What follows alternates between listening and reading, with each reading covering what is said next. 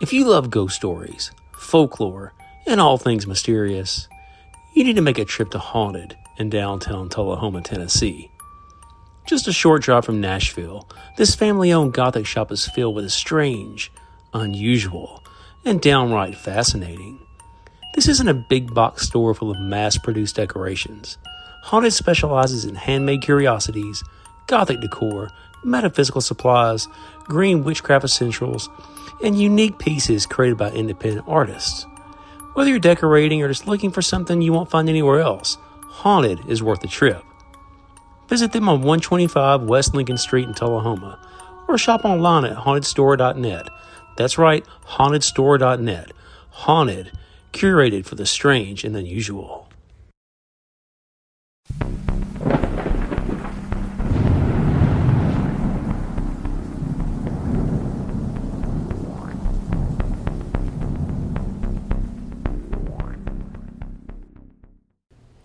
Hi everyone, welcome back to Southern Ghost Stories, where we talk about some of the most haunted places in the South. I'm your host Chelsea, along with Alan. Hello. We hope you enjoyed our last podcast on the Southern Turf Building in Nashville, Tennessee. If you're interested in finding out more information about the historic building or other haunted locations around Nashville, check out our Nashville Ghost Map app, which allows you to customize your own ghost tour, along with our book, Southern Ghost Stories, Historical Hauntings, and Southern Ghost Stories, Ghost of Gallatin. Today, we're going to talk about the LaLaurie Mansion in the French Quarter in New Orleans. It's believed to be one of the most haunted places in the Crescent City. Alan, can you give us some background on this historic mansion? Of course. Delphine McCarty was born on March 19, 1787, in New Orleans. Her family had come over from Ireland in the 1730s. Her uncle was a Spanish governor who helped the family obtain political asylum in New Orleans when they had to flee Ireland after a dust-up with some very powerful people.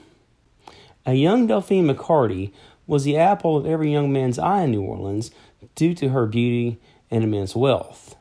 She wound up marrying an older Spanish military officer in his 50s named Don Ramon de Lopez y Angulo. The couple had a little girl they called Borqueta. Don Ramon was in charge of establishing land grants for the Spanish.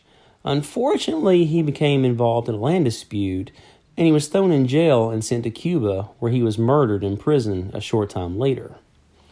In 1908, Delphine remarried a local attorney and banker named Jean LeBlanc.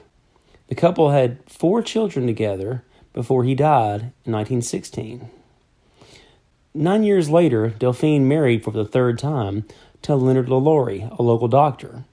In 1831, she bought the property at 1140 Royale Street, and a year later built the luxurious LaLaurie Mansion as a belated wedding present to her new husband. The mansion was one of the nicest in the Crescent City, and Delphine often entertained members of the upper crust of New Orleans in her home. However, despite the large, opulent home and successful marriage, whispers began to circulate around New Orleans that Delphine was very cruel to her slaves. One story was that a young slave girl jumped to her death off of the roof of the house after Delphine chased her around the house, threatening to beat her with a whip. The girl would rather die than face any more abuse from the mistress of the house. Police eventually came to investigate and determined that the young girl had been playing in the stairwell and fell 3 stories when she went to slide down the rail. However, the rumors persisted. Did Delphine kill the young slave girl and pay police to say it was an accident? Word quickly spread around town about Delphine and the dead servant girl. The lives of Delphine LaLaurie and her 3rd husband, Dr. Louis LaLaurie, were changed forever when their mansion on Royale Street caught fire on April 10, 1834. As the blazing fire engulfed the kitchen, many bystanders and firemen raced to the home to save those inside. Once the LaLauries were rescued, firemen inquired about the whereabouts of their servants still inside because they were screaming. "Oh! Oh!" It's said that Dr. LaLaurie told the firemen to mind their own business, leaving the servants in the home as it burned.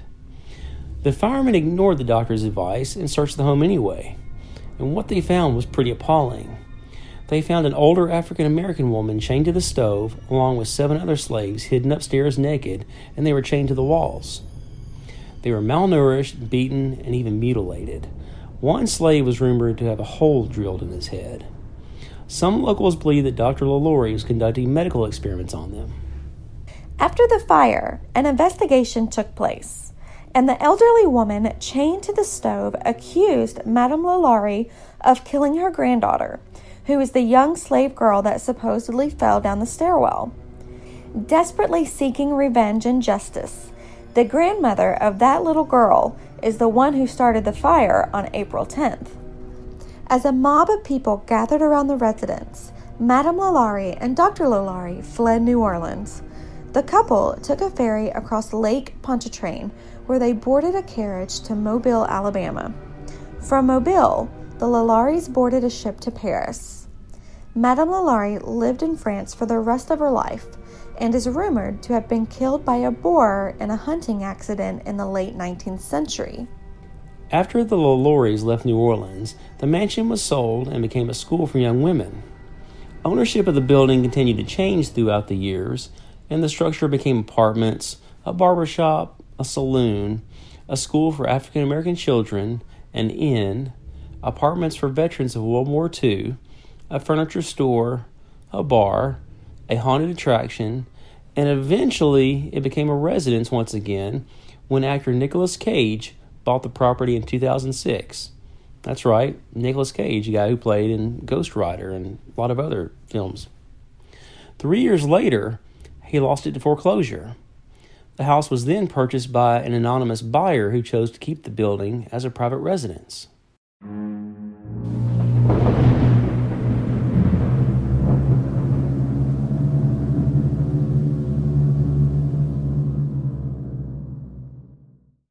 One thing that many owners of the LaLaurie Mansion have in common is that they have experienced strange things in the home.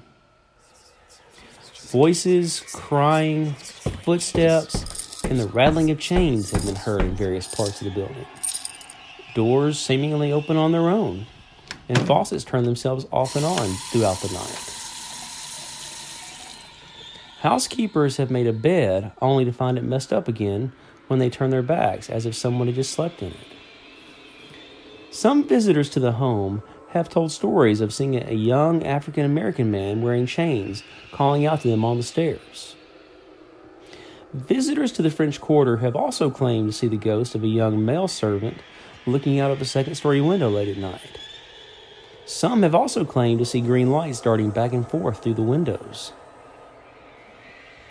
The LaLaurie Mansion is a private residence and not available for tours. However, if you wanted to check out a haunted place while visiting New Orleans, you are only a block away from the Royal Pharmacy, the Haunted Hotel, and several other places on Ursulines Avenue. The good thing about New Orleans is that just about every block has several different haunted places on it.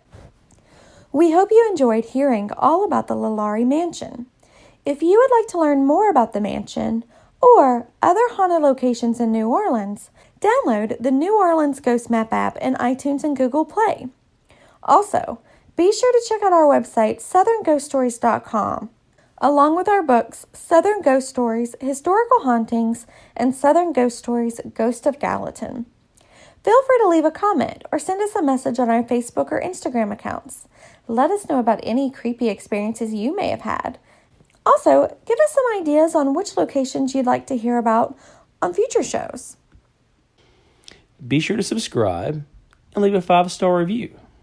Those reviews are pretty helpful, and we really appreciate everyone who's taken a few minutes to do it for us.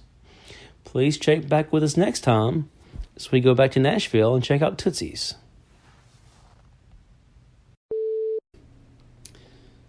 Delphine McCarty was born on March... What? McCarty.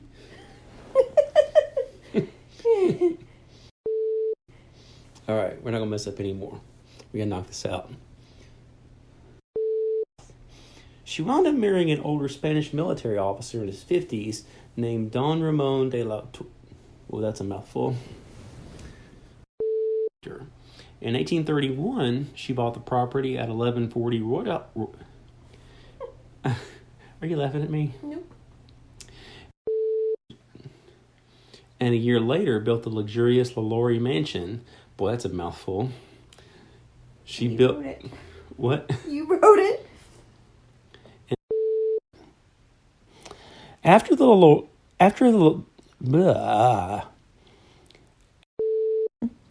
Feel free to leave a comment or send us a message on our Facebook or Instagram accounts.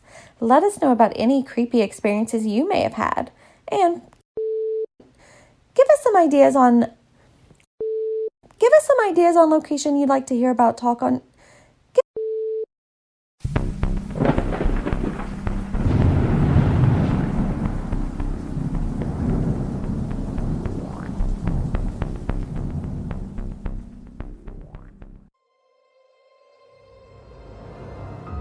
Coming October 2nd, the gates open at Smith County's scariest attraction, Nightmare Hollow. Located at 160 Marina Lane, Carthage, Tennessee, every Friday and Saturday from 8 p.m. to 10:30. Admission starts at $20 with Fast Pass and VIP options. Nightmare Hollow is a haunted trail located at Defeated Creek Marina and Campground. Recently rebranded from Nightmare on Marina Lane, Nightmare Hollow has made several upgrades for this season, including an additional trail, upgraded scenes, Fast Pass and VIP options, and a gift shop featuring local vendors and merchandise featuring our logo and characters. Come out and see what all the hype is about.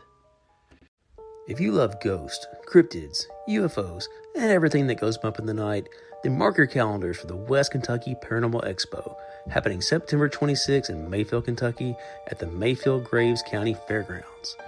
This incredible one-day event brings together some of the biggest names in the paranormal community, including Aaron G. Thompson from Netflix's 28 Days Haunted, Jimmy and Jeffrey from Outlaw Paranormal, The Wind of Rose, Josh Morris, Michael Huntington, Rachel Ravensville, and many, many more special guests and speakers.